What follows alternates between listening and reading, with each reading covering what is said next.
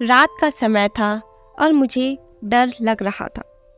इस वक्त मायके जाकर सबको क्या बताऊंगी कि रात के इस पहर में अकेली क्यों आई हूँ और मेरा पति कहाँ है, जबकि मेरा पति कैसे आता।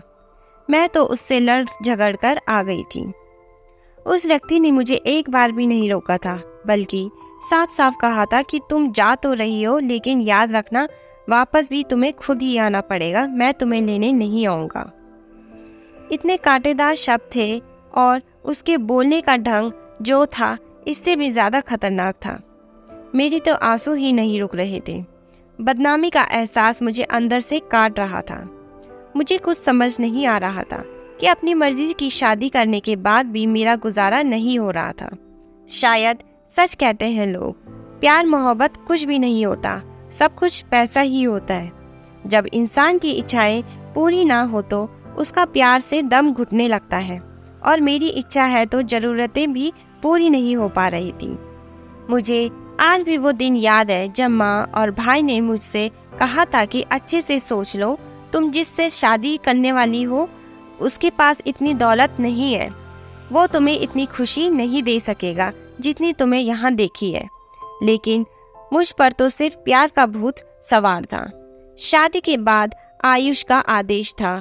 मुझे एहसास होने लगा कि मैंने गलती की है, और इसकी शुरुआत दिन से हुई थी जब मैंने जीन्स टॉप पहना था। मेरे पति ने देखकर यह कहा कि यह तुमने क्या पहन लिया है।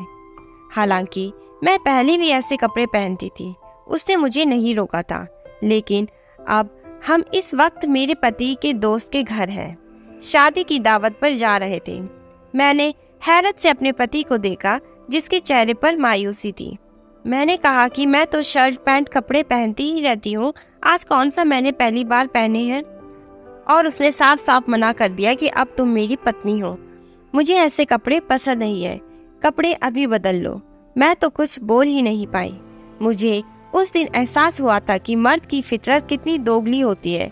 उसे महबूबा मॉडर्न चाहिए होती है और पत्नी घूंघट में छुपी हुई। मैंने गुस्से में कपड़े चेंज कर लिए, लेकिन मेरा मूड पूरी तरह खराब हो चुका था। एक तो घर में एसी भी नहीं था, गर्मी से मेरी जान निकल रही थी। अगर मैं जरा खुश हुई थी तो वो खुशी भी उसने मुझसे छीन ली थी। और फिर मेरा गुस्सा उस वक्त आसमान को छूने लगा जब मैंने ड्राइवर को फ़ोन करके अपने घर से बुलाया कि हम दोनों को मेरे पति के दोस्त के घर ड्रॉप कर देगा। लेकिन मेरे पति ने मुझसे पूछे बिना ही उसे वापस भेज दिया और साफ शब्दों में कहा कि मेरे दोस्त ने मेरी हैसियत को जानते हैं, मैंने तुमसे शादी की है, तुम्हारी दौलत से नहीं। अब जैसे मैं रहता हूँ तुम्हें भी वैसे ही रहना पड़ेगा। और फिर हम बिना एसी के टैक्सी में बैठकर गए। मेरी हालत में कुछ अटक चुका था। आज तो उमड़ उमड़ कर बाहर आ रहे थे। मैं मुश्किल से उन आंसुओं का गला घोटने में लगी हुई थी।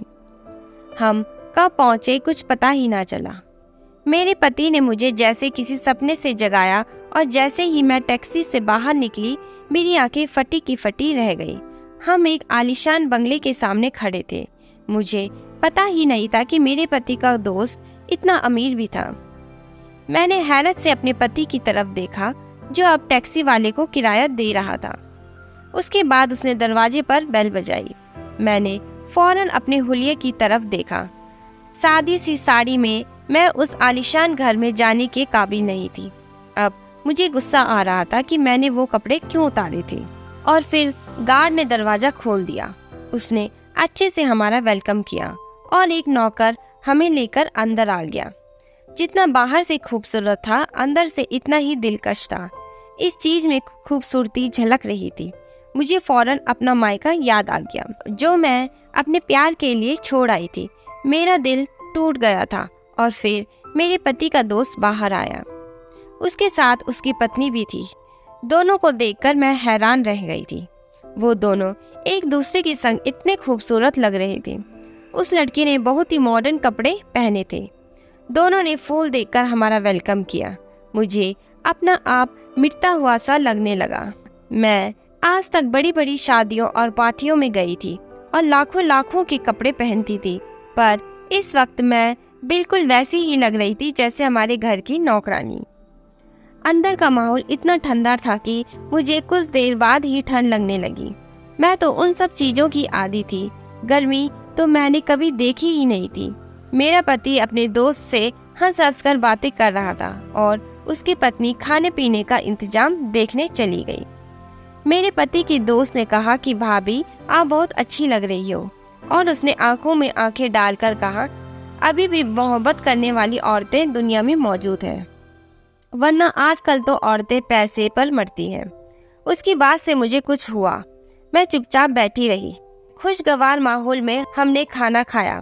मेरे पति का दोस्त थोड़ी थोड़ी देर बाद उससे बातें कर रहा था। वो कह रहा था कि मैं कितने दिनों से आप लोगों की दावत करना चाहता था, लेकिन आपके पति के पास टाइम ही नहीं था। और फिर मैंने अपने पति की तरफ देखा जो खामोशी से खाना खा रहे थे।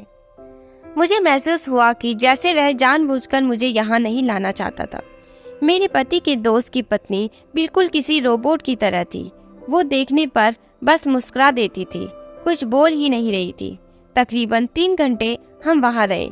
मेरे वहाँ से उठने को दिल नहीं चाह रहा था, लेकिन वापस तो आना ही था। हम लोग वापस आ गए। मेरे पति की दोस्त और उसकी पत्नी ने मुझे गिफ्ट दिया था। वापस आकर मुझे उस छोटे से घर में अजीब सा एहसास हुआ था। मेरा दम घुटने लगा था। दिल कर रहा था कि वापस उधर ही चली जाऊं, लेकिन अब तो मुझे यही रहना था। मेरे पति खामोशी से कपड़े बदलने चले गए। गर्मी इतनी थी कि कुछ ही देर में मुझे पसीना आने लगा। यहाँ एसी तो क्या, कूलर भी नहीं था। मुझे अपने पति पर गुस्सा आ रहा था। उसने वो सब कुछ लेने से मना कर दिया जो मेरे घर वालों ने दिया था। एक घर और गाड़ी लेकर मेरे पति का आत्म शांत हो गया था। मैं यहाँ जल रही थी। कुछ देर बाद मैंने भी चेंज कर लिया, और जब मैंने गिफ्ट खोलकर देखा तो मेरी आंखें चुंगी हो गई। उसमें ही खूबसूरत सा डायमंड का सेट था। मैं अभी उसकी खूबसूरती में गुम थी कि मेरे पति ने वो सेट मेरे हाथ से छीन लिया और कहा कि इतना महंगा गिफ्ट नहीं लेना, ये हमें उन्हें वापस करना होगा। मैंने हैरत से अपने पति को देखा। उसके चेहरे पर गुस्सा था। मैंने सेट फेंक दिया और सोने के लिए लेट गई, लेकिन गर्मी इतनी थी कि सोया नहीं गया।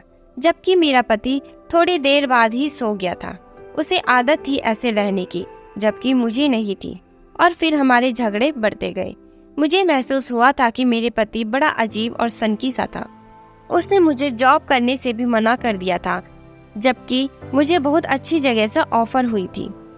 मैंने अपने पति से कहा कि हम दोनों मिलकर जॉब करते हैं और अपना घर बनाएंगे, वो सब चीजें जिनकी हमें जरूरत है। लेकिन मेरे पति ने कहा कि मैं तुम्हें जॉब की अनुमति नहीं दे सकता। अब मुझे लगने लगा था कि उसने जैसे मुझे घर में कैद कर लिया। अब पागल हो रही थी। मुझे छोटी छोटी जरूरतों के लिए पैसे चाहिए होते थे जो मेरे पति के पास नहीं थे। कभी बिजली नहीं होती तो कभी पानी बंद हो जाता। 4 दिन में ही मेरी अक्ल ठिकाने आ गई। मोहब्बत का भूत मेरे सर से फौरन उतर गया था। मैं तो अपने भाई से भी कुछ डिस्कस नहीं कर सकती थी। उसने पहले ही मुझसे इस शादी से मना कर दिया था। और फिर उसी दिन मुझे माँ का फ़ोन आ गया। वो मुझे बता रही थी कि भाई और भाभी घूमने गए थे। मेरा दिल दुख रहा था। भाई ने भाभी को अपनी मुट्ठी में किया हुआ था। वैसे तो भाभी बहुत अच्छी थी, लेकिन मेरा भाई उसकी मर्जी के बिना कुछ नहीं कर सकता था। मुझे नए कपड़े की ज़रूरत थी। मेरे पास कपड़े के कम जोड़े थे। मुझे कुछ कपड़े खरीदने थे।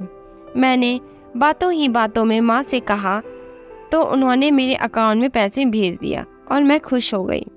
फिर मैं फ़ौरन शॉपिंग करने चली गई। लेकिन जब वापस आई तो मेरा पति घर आ चुका था। उसने गुस्से से पूछा कि तुम मुझे बताए बिना कहाँ गई थी। मैंने साफ साफ कह दिया कि शॉपिंग करने गई थी और मुझे डर भी लग रहा था।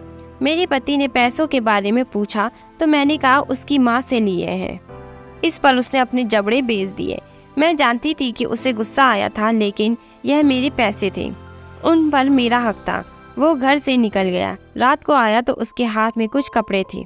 उसने वो कपड़े मेरी तरफ फेंकते हुए कहा कि ये किसी भिखारी को दे दो।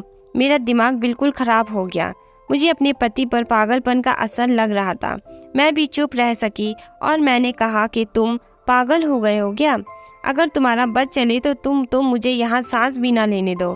मेरा यहाँ दम घुटता है। मेरी माँ के पैसों पर मेरा हक है। वो भी गुस्से से बोला, तुम ही मुझसे शादी करना चाहती थी, मैंने तुमसे कुछ छुपाया नहीं था। और मैं रोने लगी। मैंने वो कपड़े उठाए जो मैं खरीद कर लाई थी। जब मैं कमरे से निकलने लगी, मेरे पति ने पीछे से कहा कि जा तो रही हो मगर आना भी खुद है। मैं पता नहीं कैसे अपने घर तक पहुंची थी। मैं आते ही अपनी माँ से लिपट कर रो पड़ी। उन्होंने पूछा कि क्या हुआ है, पर मैं कुछ नहीं कह सकी।